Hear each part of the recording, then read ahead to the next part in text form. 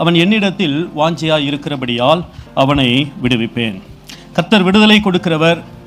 அவர் யாருக்கு விடுதலை கொடுக்கிறார்?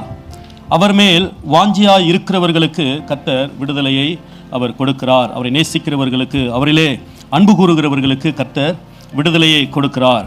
எந்த அளவு கர்த்தர் மீது நாம் வாஞ்சை வைக்கிறோமோ அந்த அளவு நிறைவான விடுதலையை நாம் பெற்றுக்கொள்ள முடியும்.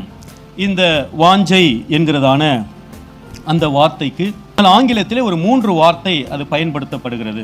அது இன்னும் அந்த வாஞ்சையினுடைய அழுத்தத்தை, வாஞ்சையினுடைய தீவிரத்தை அது தெரியப்படுத்துகிறதாய் அது இருக்கிறதை நாம் பார்க்க முடியும். அந்த 3 வார்த்தை என்னவென்று சொன்னால் லவ், டிவோட்டட், டிலைட்டட். அதாவது ஆண்டவர் மீது நாம் வைக்கிறதான அன்பு, நேசம், அவரிடத்திலே நாம் காண்பிக்கிறதான பாசம், இது லவ்வுக்கு அடையாளமாக சொல்லப்பட்டிருக்கிறது. டிவோட்டட் என்று சொன்னால் அது அர்ப்பணிக்கப்பட்டவன், பக்தி உள்ளவன், விசுவாசம் உள்ளவன். எந்த ஒரு கர்த்தருடைய பிள்ளை கர்த்தரை நேசிக்கிறார்களோ, கர்த்தரிடத்திலே அன்பு கூறுகிறார்களோ, அவர்கள் தங்களுடைய வாழ்க்கையை கர்த்தருக்கென்று அவர்கள் அர்ப்பணிக்கிறார்கள். அவர்கள் பக்தி உள்ளவர்களாய் மாறுகிறார்கள். எல்லா நேரத்திலும் கர்த்தரையே நம்புகிறதான விசுவாசம் உள்ள ஒரு சந்ததியாக அவர்கள் மாறுகிறார்கள். 3வது டிலைட்டட், மகிழ்ச்சி அடைகிறான். வேதம் சொல்லுகிறது கர்த்தரை தேடுகளுடைய இருதயம் மகிழ்வதாக. அவரிடத்திலே அன்பு கூர்ந்து தன் வாழ்க்கையை, தன் ஜீவியத்தை எவன் ஒருவன் அவருக்காக அர்ப்பணித்து அவர் மீது விசுவாசம் வைத்து பக்தி உள்ள ஒரு வாழ்க்கையை வாழ்கிறானோ அவனுக்கு தேவன் இவ்விதமான மகிழ்ச்சியை என்ன பண்ணுகிறார்? கொடுக்கிறார். அது இந்த உலகம் கொடுக்கிற பிரகாரமான மகிழ்ச்சி அல்ல. தேவன் அவனுடைய இருதயத்திலே ஒரு விசேஷமான மகிழ்ச்சியை கொடுக்கிறார்.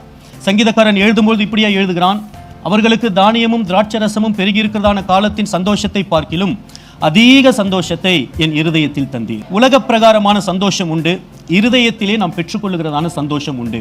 அந்த இருதயத்திலே தேவனாகிய கர்த்தர் இந்த சந்தோஷங்களை அவர் கொடுக்கிறவராய் அவர் இருக்கிறார். யார் அவரை வாஞ்சையோடு தேடுகிறார்களோ அவருடைய இருதயத்திலே கர்த்தர் சந்தோஷங்களை அவர் கொடுக்கிறதை நாம் பார்க்க முடியும். இன்று கர்த்தர் உங்கள் யாவருக்கும் ஒரு வாக்கு கொடுக்கிறார். அவரிடத்தில் வாஞ்சையா இருக்கிறவர்களை கர்த்தர் விடுவிக்கிறார். அல்லேலூயா. உடைய சூழ்நிலைகள் என்னவோ, பிரச்சனைகள் என்னவோ, ஏதுவாக இருந்தாலும் இந்த நாளிலே ஒரே ஒரு நோக்கம், என் வாஞ்சை அவராக இருக்க வேண்டும். நான் வாஞ்சிப்பதெல்லாம் அவரையே நான் வாஞ்சிக்கிறேன். மானானது நீரோடையை வாஞ்சித்து கதறுவது போல என் ஆத்துமா உம்மை நோக்கி வாஞ்சித்து கதறுகிறது என்று சொல்லி சங்கீதக்காரன் சொல்லுவது போல இந்நாட்களிலே தேவன் மீது வைக்கிறதான வாஞ்சை நம்மளிலே பெருக வேண்டும். நமக்கு பல காரியங்கள் பெருக்கத்துக்காக நாம் ஜெபித்து கொண்டிருந்தாலும் தேவன் மீது வைக்கக்கூடிய வாஞ்சையிலே நான் பெருக வேண்டும். அவரை தேடுகிற காரியங்களிலே, அவரை நேசிக்கிற அந்த நேசத்திலே நான் பெருக வேண்டும்.